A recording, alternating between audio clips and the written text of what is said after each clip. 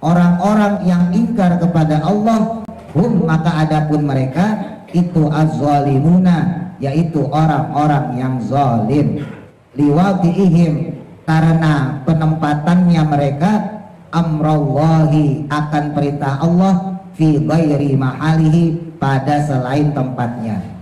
Pengertian orang zalim itu wada'u syai' meletakkan sesuatu fi ghairi mahalihi pada selain tempatnya. Nah, orang kafir itu termasuk orang yang zalim. Kenapa zalim? Karena tidak meletakkan sesuatu pada tempatnya. Seharusnya kita nih ya, sebagai makhluk Allah, ya tentunya menyembah yang menciptakan, yaitu Allah. Nah, kalau orang kafir dimaksud zalim di sini karena dia tidak menyembah Allah, padahal menyembah Allah harus kita lakukan sebagai makhluknya. Sodakoh misalnya, infak misalnya, kita kasih duit kepada anak yatim, boleh ya. Kenapa? Karena itu termasuk sasaran sodakoh, termasuk sasaran infak. Tapi kalau di zakat, kita lihat dulu ya, di dalam zakat itu ada nggak mustahiknya anak yatim? Dari 8 golongan mustahik itu nggak ada anak yatim. Dengan demikian maka zakat tidak bisa diberikan kepada yatim. Wah, itu kan miskin orangnya. Oh, berarti kita kasih dia karena kategorinya miskin, bukan karena ya yatim, gitu ya.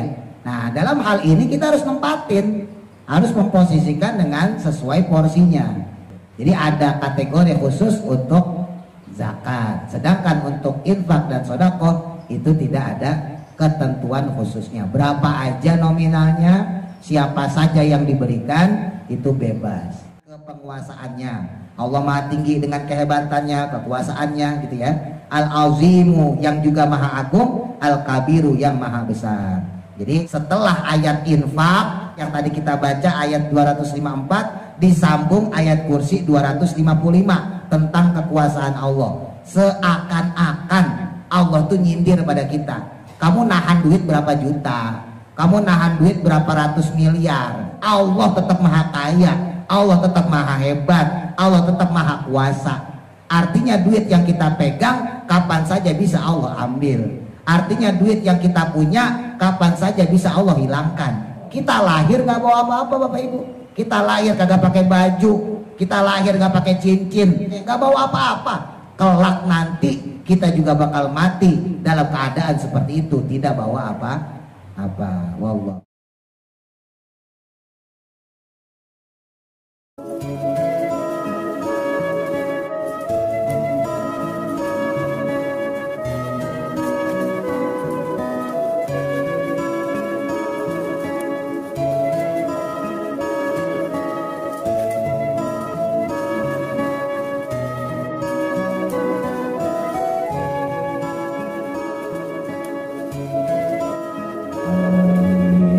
يغفر لنا ولوالدينا آمين.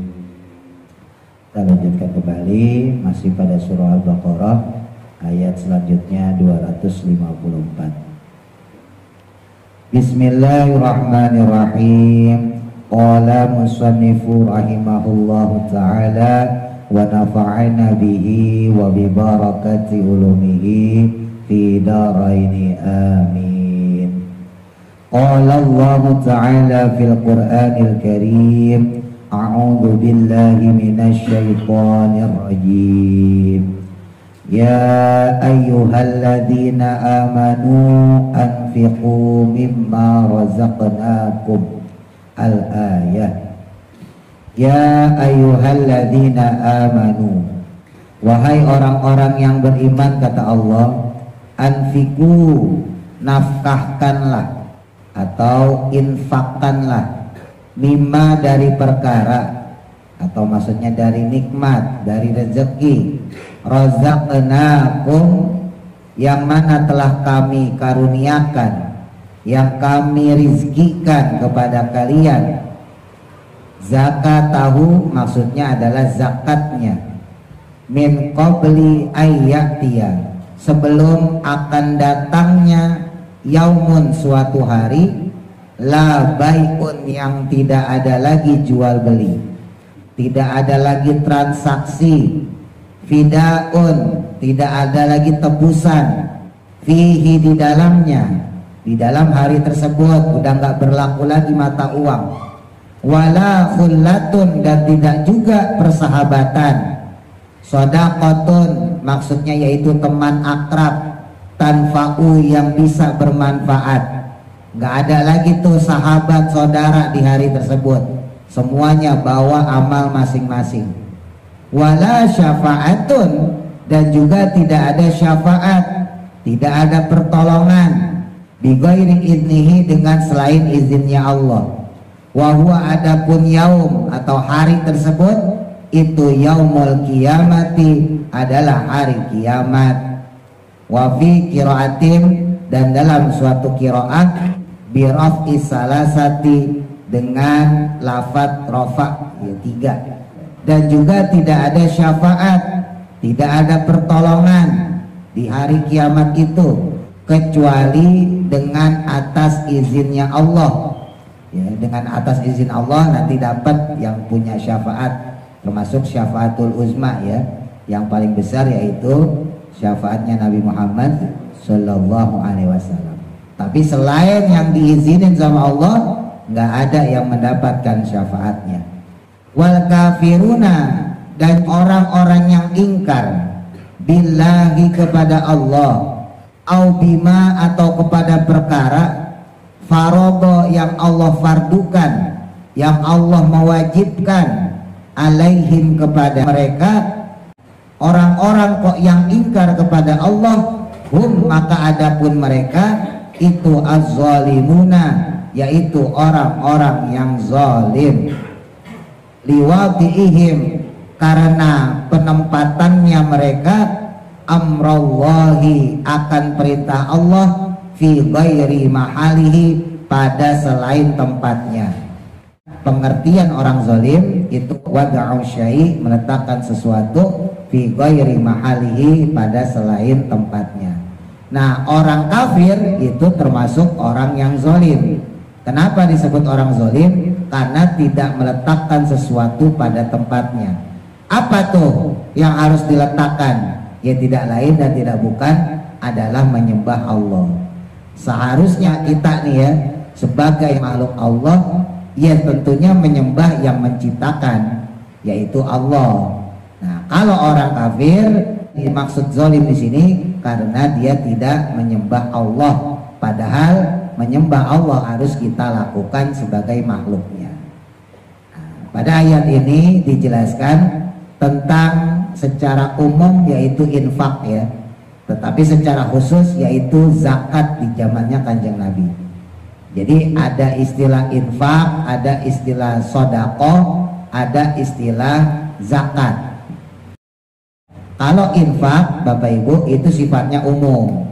Apapun yang kita keluarkan, baik secara langsung berhubungan dengan agama atau tidak secara langsung berhubungan dengan agama.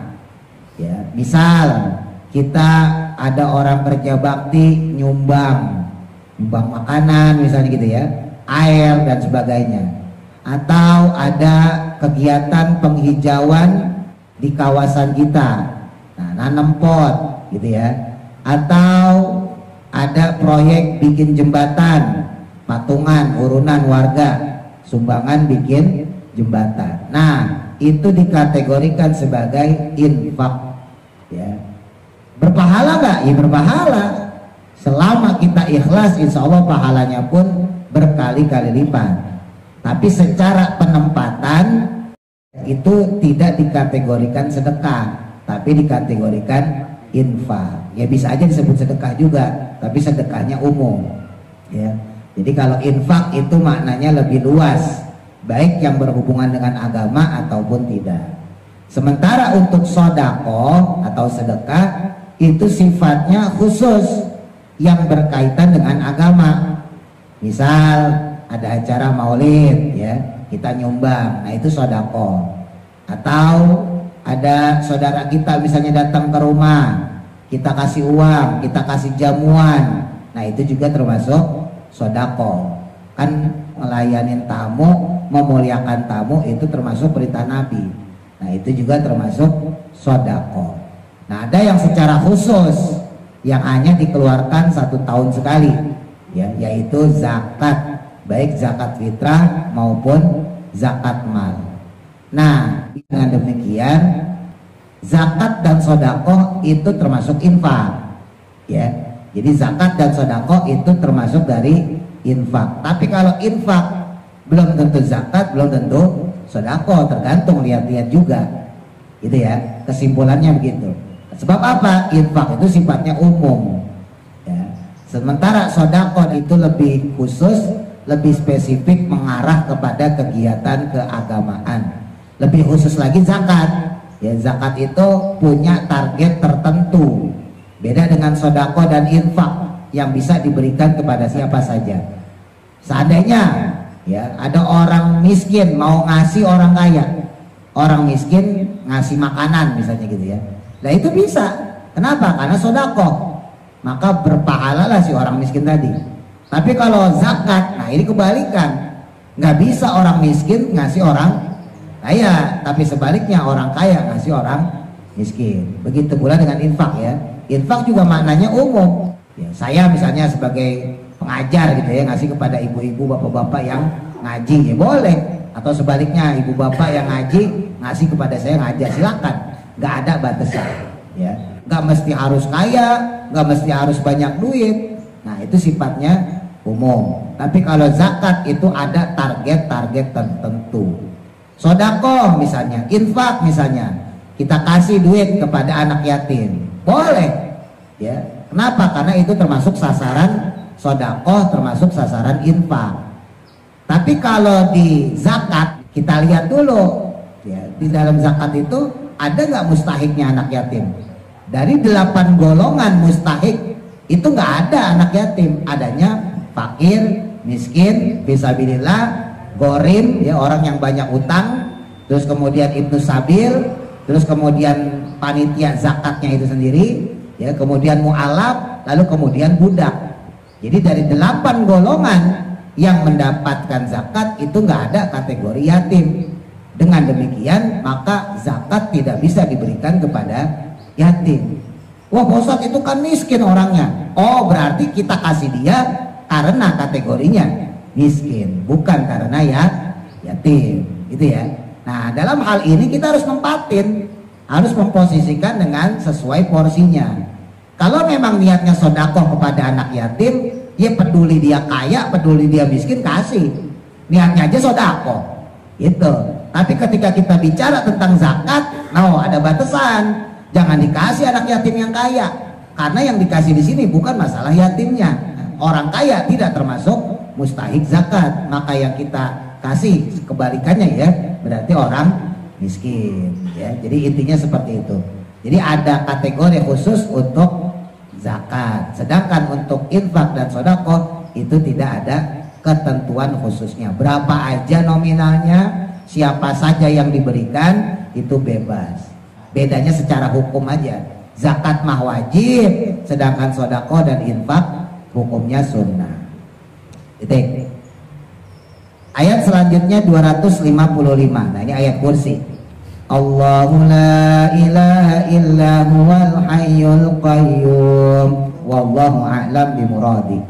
Nah setelah menjelaskan tentang infak ya, sedekah, zakat, di mana kita diperintahkan sama Allah untuk menyisihkan sebagian harta kita, Allah menegaskan Allah adapun Allah itu la ilaha, tidak ada Tuhan, ai maksudnya la ma'budah, tidak ada zat yang patut disembah, dihakin dengan sebenar-benarnya, fil wujudi, dalam alam yang wujud ini.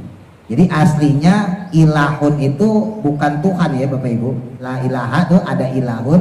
Ilahun itu sebetulnya bukan Tuhan, tapi sesuatu yang disembah. Jadi maknanya itu sebetulnya bukan Tuhan, cuman diterjemahkan secara gampang aja. La ilaha, tidak ada Tuhan illallah, kecuali Allah. Tapi secara bahasa Arab sebetulnya ilah itu artinya bukan Tuhan, tapi sesuatu yang disembah. Ya, jadi makna ilahun itu sesuatu yang disembah. Makanya kalau di pondok tuh itu la ilaha illallah tuh diartinya seperti ini. La ma'budu bihaqqin fil wujud. Jadi kalau kiai-kiai sepuh itu ngartiin la ilaha ora ono pangeran kang wajib dan sembah iku maujud baru illallah kejaba Gusti Allah. Jadi maknanya dilengkapin sebagai sesuatu yang disembah. Karena emang ilahun itu bukan Tuhan maknanya. Walaupun secara penterjemahan ya lebih gampangnya kita artiin Tuhan. Tidak ada Tuhan atau tidak ada yang wajib disembah illa huwa kecuali Dia. Siapa dianya tuh? Ya Allah tadi, lafaz yang di depan. Allahu la illa huwa. Nah, jadi Allah dulu baru la ilaha illahu. Kenapa lafaz Allahnya didepankan? Karena Allahnya lebih penting daripada lafaz la ilaha illahu-nya itu sendiri. Ya, jadi Allahnya dikedepankan. Kalau yang belajar bahasa Arab itu ngerti. Biasanya filosofi bahasa Arab itu kata kerja didahulukan dalam bahasa Arab ya. Dalam bahasa Arab itu biasanya kata kerja didahulukan baru kemudian pelakunya. Misal ada lafaz nasoro zaidun. Nasoro menolong, zaidun zaid. Jadi kalau dalam bahasa Arab tuh seperti itu Bapak Ibu. Nasoro menolong, zaidun zaid. Atau doroba umarun. Doroba memukul, umarun umar. Jadi ini beda dengan bahasa kita, bahasa Indonesia. Kalau bahasa Indonesia itu orangnya dulu disebutin, baru kemudian kata kerja. Ya, Zaid menolong, gitu ya. Zaid menolong. Tapi dalam bahasa Arab enggak, menolongnya didepanin. Nasoro baru Zaidun.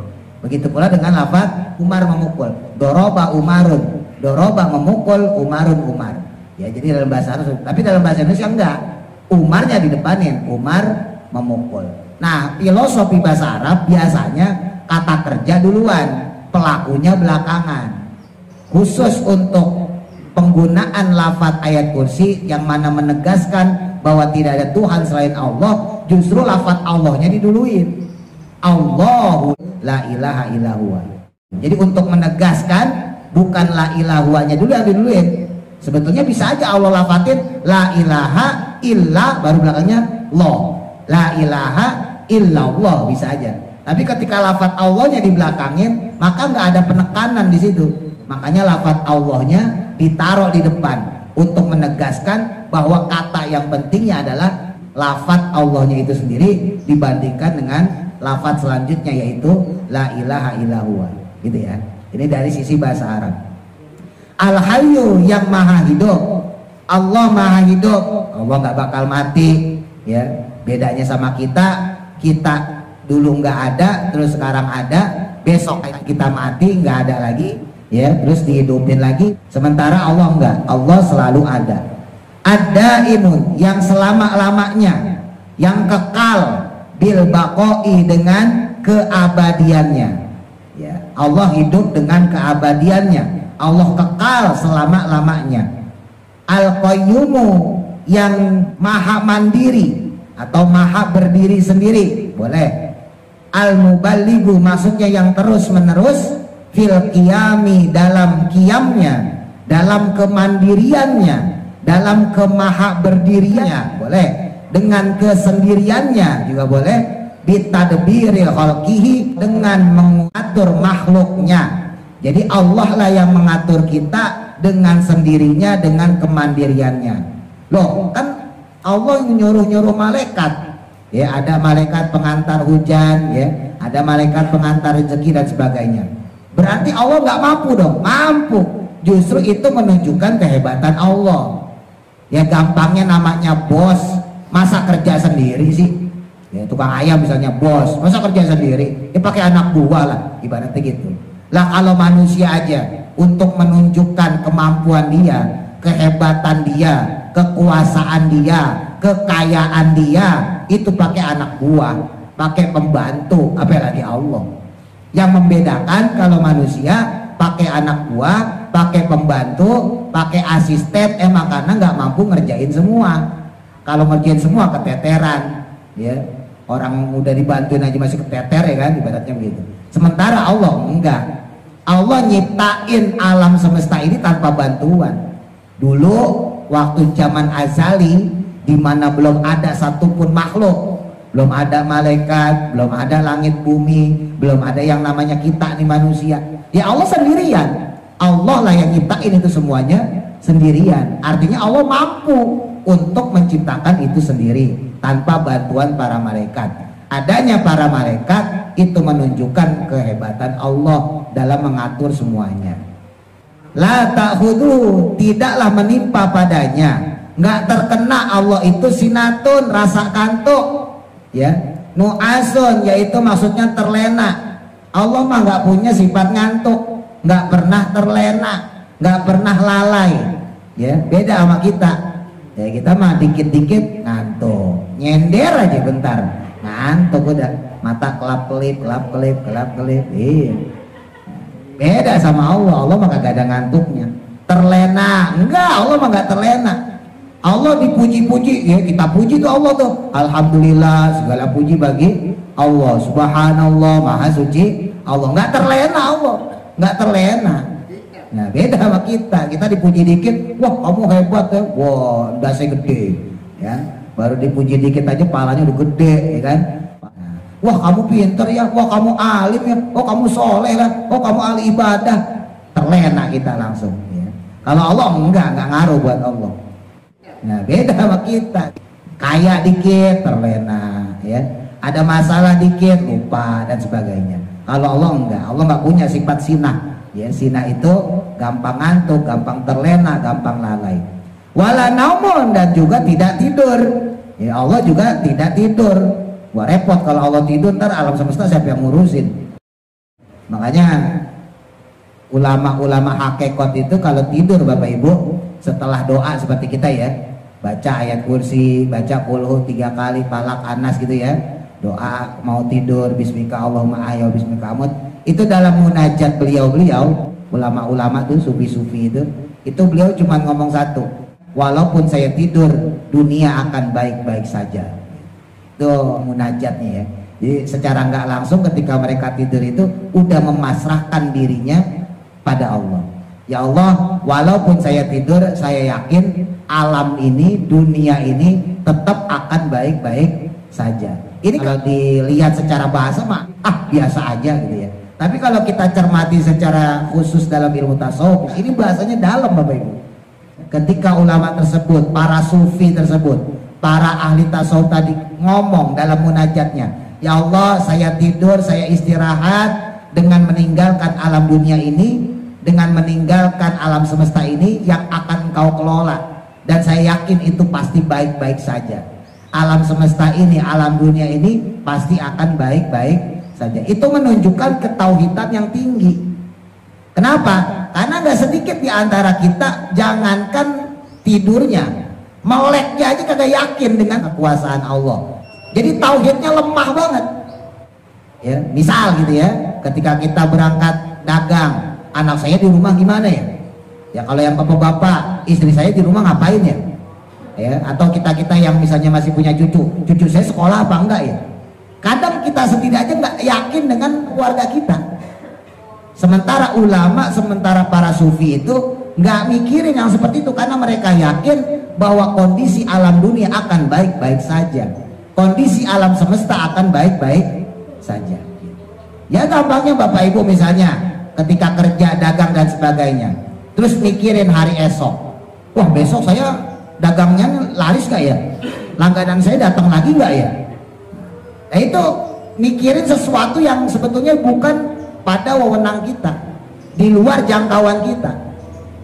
Apalagi kalau kita bicara jangka panjang ya, misalnya gitu ya, ketika kita sakit terus kita ngomong sama anak kita, nak Lendo, nanti kalau ibu meninggal, kalau bapak meninggal, kamu siapa yang ngurusin? Nah, jadi tauhidnya lemah banget.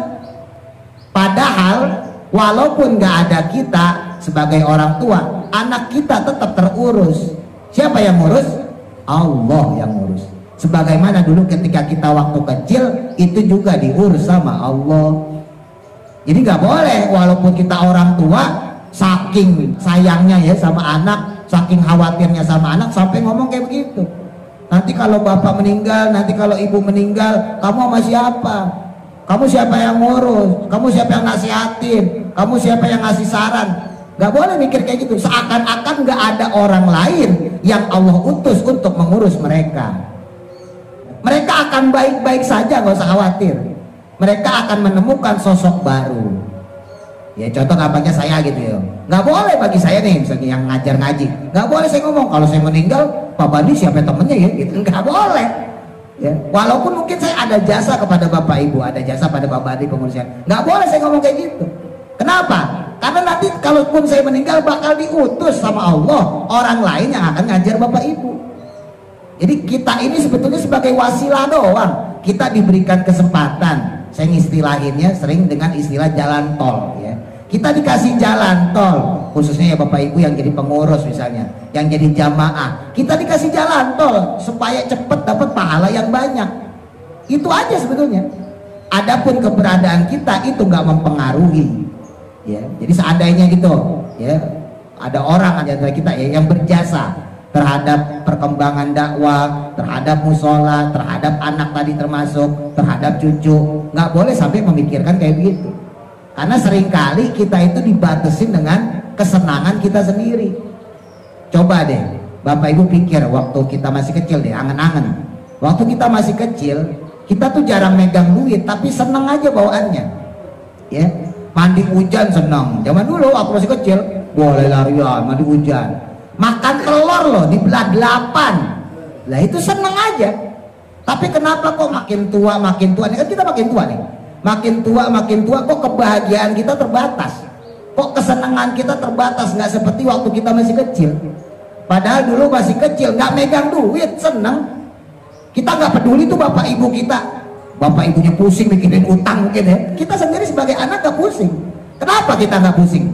Karena saking berpasrahnya kepada Allah sebetulnya. Lah anak kecil kan bapak ibu masih suci. Anak kecil itu masih bersih, pikirannya, pola pikirnya nggak aneh-aneh.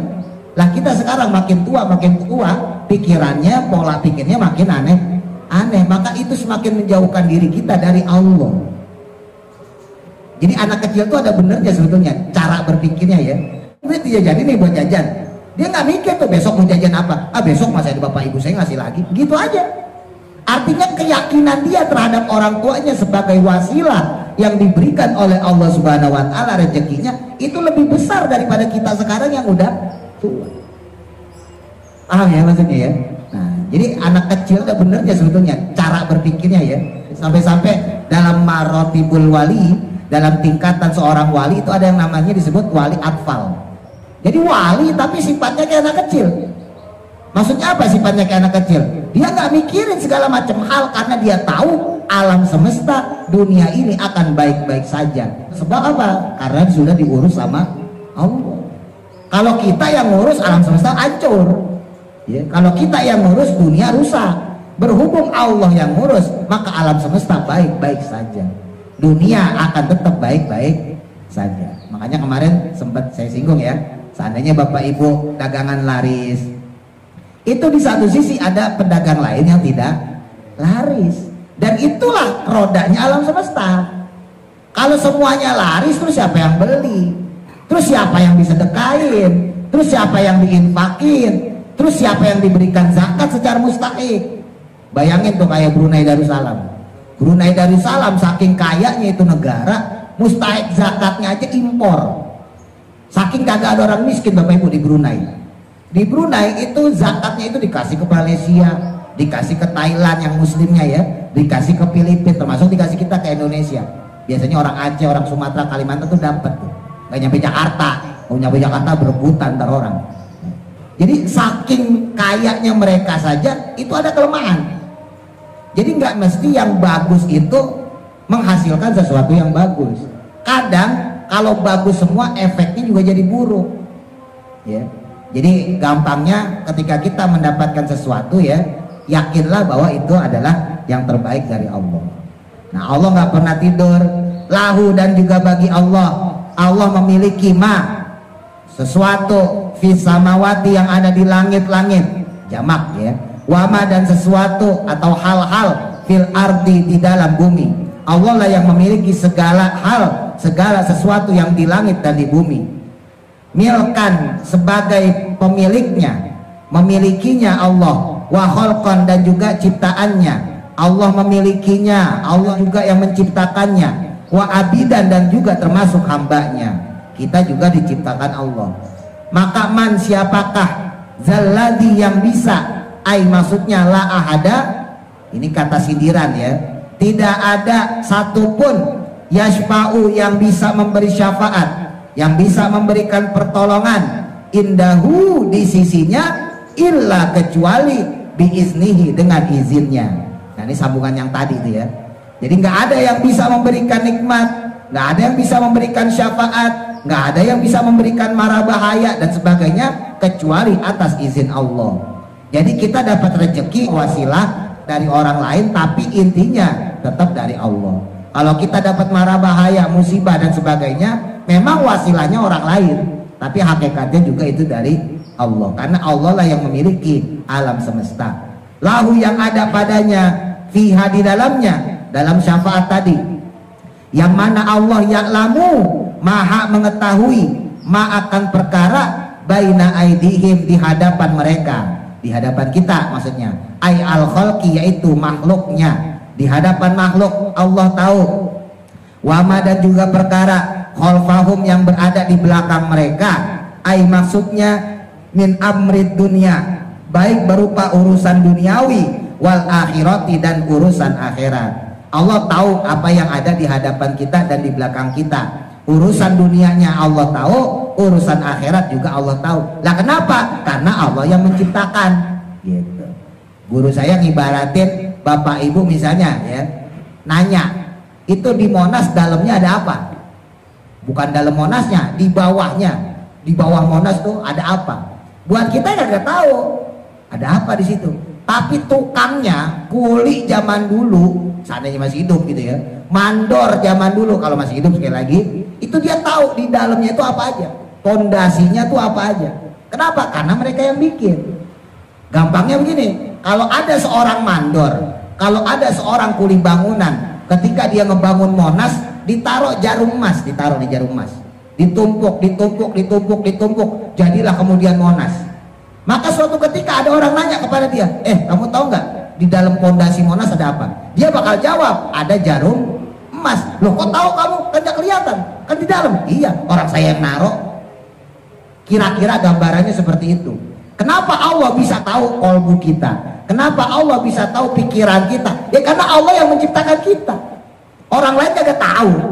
Ya. Allah yang menciptakan kita, makanya Allah tahu kolbu kita isinya apa. Otak kita, pikiran kita, akal kita isinya apa, Allah tahu. Kenapa? Karena Allah yang menciptakan. Sementara orang lain yang gak ikut menciptakan, ya karena manusia gak bisa menciptakan, itu gak bakal tahu. Sebagaimana orang yang dia naruh jarum misalnya di dalam suatu bangunan, yang ketika dibangun sama dia, orang lain gak ada yang tahu, cuma dia yang tahu. Orang ketutupan semuanya. Nah Allah mengetahui baik yang di hadapan kita maupun di belakang kita. Apa itu maksudnya? Takdir duniawi kita juga takdir akhirat kita. Jadi di zaman azali, lagi-lagi dibicara zaman azali ya, sebelum manusia diciptakan, itu Bapak Ibu kita udah ditulis ya, usaha kita apa, jodoh kita apa, rezeki kita berapa, termasuk di dalamnya apakah kita ahli surga apa ahli neraka. Cuman kan yang namanya takdir itu, kodok kodar itu misteri.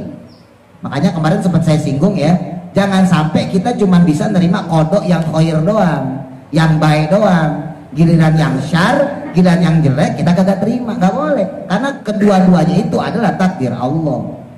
Ya, bicara masalah tadi, wah kalau kayak gitu nggak usah usaha dong Pak Ustadz, kan udah ditakdirin sama Allah. Nah itu PA namanya. Ya. PA. Wah kalau gitu nggak usah sholat dong Pak Ustadz. Kalau ditakdirin neraka kan neraka aja. PA namanya. Emang tahu kita takdir kita seperti apa? Kan nggak tahu. Karena takdir itu suatu misteri, maka harus diusahakan. Tapi ketika kita dapat sesuatu, maka kita harus kembalikan bahwa ini sudah ditakdirkan Allah. Paham ya? Jadi harus diusahakan, harus diikhtiarkan.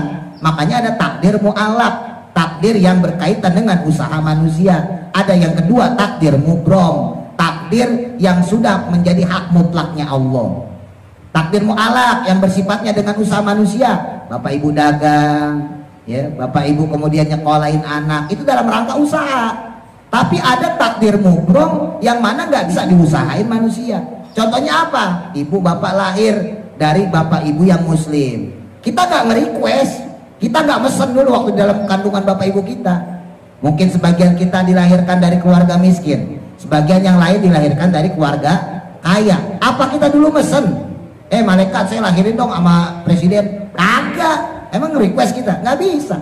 Nah, takdir yang seperti itu mubrong, hak mutlaknya Allah. Tapi ada takdir yang mu'alaq yang berkaitan dengan usaha manusia. Artinya ketika kita melakukan suatu usaha lalu kemudian terjadi, nah itu berarti sudah ditakdirkan secara azali. Jadi nggak boleh kita Rasulullah segala macam, ya, gerutu segala macam kalau yang ditakdirkan sama Allah. Sama dikit ya, saya habisin. Wala yuhituna, dan mereka juga tidak mengetahui, ya kita manusia makhluk, bisyai'in dengan sesuatu pun min ilmihi dari ilmunya Allah, dari pengetahuan Allah. Ai maksudnya la ya'lamuna, tidaklah mereka mengetahui syai'an sesuatu pun min maklumatihi, dari pengetahuan yang dimiliki oleh Allah Subhanahu wa taala tersebut. Pengetahuan Allah nggak terbatas ya. Jadi walaupun disebut pengetahuan, tapi kita harus yakin bahwa pengetahuan Allah tidak terbatas. Sebagaimana ketika kita melihat lautan.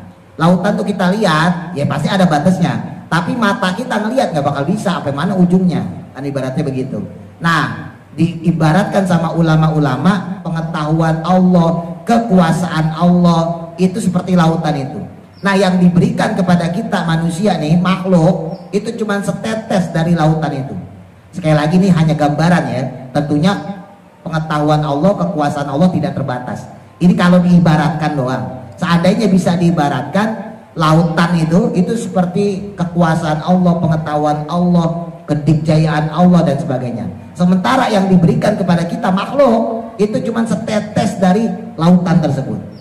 Jadi bisa Bapak Ibu bayangin tuh gedenya semana, kebesaran Allah, kekuasaan Allah, ya, kehebatan Allah, pengetahuan Allah, ilmunya Allah, ya, nggak tercapai sama kita. Ya. Hal tersebut, ilmu tadi nggak bakal diberikan illa kecuali bima, dengan perkara sya'a yang dikehendaki oleh Allah. Kecuali hal-hal yang diberikan memang sama Allah. Ai maksudnya yu'allimahum, yang diberitahukan kepada mereka, kepada kita manusia, bihi dengannya, minha dari syafaat tersebut, ya, atau dari ilmu tersebut, bi akhbarir rusuli, dengan pemberitaannya para rasul. Kita tahu ilmu itu, kita tahu syafaat itu, kita tahu kekuasaan Allah, kita tahu kehebatan Allah, itu semuanya dari para rasul, termasuk baginda Nabi Muhammad Sallallahu Alaihi Wasallam yang mengajarkan pada para sahabat, sahabat mengajarkan kepada tabiin, gitu ya, tabi kepada terus sampai ulama sampai kepada kita. Wasi'ah, dan kemudian luas, Allah meluaskan kursiyuhu, yaitu kursinya, as-samawati, meliputi langit, wal ardo, dan juga bumi. Kila dikatakan ahato, meliputi, ilmuhu, ilmunya Allah tersebut, bihima, dengan keduanya. Dalam satu riwayat disebutkan bahwa ilmu Allah, pengetahuan Allah meliputi samawat wal ard, ya, langit dan bumi. Itu simbol dari kursi. Wakila, dan dikatakan juga lafaz kursi itu mulkuhu, yaitu kerajaannya Allah. Ini dalam riwayat lain, penafsiran ulama yang lain. Wakila, dan dikatakan juga dapat lainnya al kursiyu, adapun kursi nafsuhu, yaitu dirinya sendiri, ya, zatnya sendiri, kursi itu sendiri. Mustamilun, yang mana mencakup kursi tadi, alaihima, atas keduanya. Jadi mencakup atau meliputi langit dan bumi. Li azomatihi, saking besarnya dia, saking besarnya kursi tersebut, kursinya Allah. Li hadisin, karena adanya hadis, Kanjeng Nabi bersabda, masamawatu, tidaklah langit, asabu, yang 7, fil kursi, pada kursinya Allah. Jadi digambarkan oleh sabda Nabi, langit itu kan 7 lapis langit ya Bapak Ibu. 7 lapis langit itu ketika berada di kursi, illa kecuali kadarohima, seperti beberapa uang dirham, sabaatin, yang 7, ulkiyat, yang diletakkan, fiturosin, pada nampan besar. Jadi ibaratnya kata Nabi, kan langit itu gede, ada 7. Langit itu ibarat uang dirham, uang logam kalau bahasa kita. Sementara kursi itu nampan yang gede. Ya. Langit berada di dalam kursi, ibarat uang logam ada di dalam nampan yang besar. Itu segede apa itu kursi itu? Jadi di antara simbol makhluknya Allah yaitu arsy dan kursi. Jadi Allah itu bukan bersemayam bertempat di kursi, bukan Allah bersemayam bertempat di arsy, itu simbol makhluk Allah yang terbesar. Ya, jadi makhluk Allah yang terbesar bukan matahari, bukan langit, tapi makhluk yang terbesar adalah kursi atau arsy-nya Allah. Wala yauduhu, dan tidak berat baginya. Bagi Allah nggak berat tuh, yusgiluhu, memberatkan baginya. Bagi Allah nggak berat, nggak kesulitan. Hifzuhuma, untuk memelihara keduanya. Maksudnya as-samawati, yaitu langit-langit, wal ardi, dan juga bumi. Allah nggak merasa berat memelihara langit dan bumi. Wahu, adapun dia, maksudnya Allah itu al-aliyu, maha tinggi, fauqa khalqihi, melebihi daripada makhluknya, bil qahri, dengan kepenguasaannya. Allah maha tinggi dengan kehebatannya, kekuasaannya gitu ya. Al-azimu, yang juga maha agung, al-kabiru, yang maha besar. Jadi kesimpulannya, kenapa setelah ayat infak, setelah ayat sodakoh, setelah ayat zakat yang tadi kita baca ayat 254, disambung ayat kursi 255 tentang kekuasaan Allah. Seakan-akan Allah tuh nyindir pada kita. Kamu nahan duit berapa juta, kamu nahan duit berapa ratus miliar, kamu nahan duit berapa triliun, Allah tetap maha kaya, Allah tetap maha hebat, Allah tetap maha kuasa. Artinya duit yang kita pegang kapan saja bisa Allah ambil. Artinya duit yang kita punya kapan saja bisa Allah hilangkan. Gampangnya begitu. Paham maksudnya ya? Setelah Allah menceritakan tentang masalah infak, zakat, sedekah dan seterusnya, Allah menceritakan kehebatannya. Jadi jangan lupa ketika kita berinfak, sedekah, zakat, Allah maha hebat. Allah akan siapkan balasan buat mereka-mereka yang juga menyisihkan sebagian hartanya di jalan Allah. Allah menegaskan dengan lafaz ayat kursi ini tujuannya supaya kita ingat bahwa kita tuh makhluk Allah. Kita punya duit, itu aslinya duit Allah. Kita punya rumah, itu Allah yang beriin. Kita punya kendaraan, itu pun aslinya fasilitas dari Allah. Kita lahir nggak bawa apa-apa Bapak Ibu. Kita lahir kagak pakai baju, kita lahir nggak pakai cincin, kita lahir nggak pakai peci, kita lahir nggak pakai sepatu dan sebagainya, nggak bawa apa-apa. Kelak nanti kita juga bakal mati dalam keadaan seperti itu, tidak bawa apa-apa. Wallahu a'lam. Mudah-mudahan manfaat. Al-Fatihah. A'udzu billahi minasy syaithanir rajim. Bismillahirrahmanirrahim. Alhamdulillahi rabbil alamin.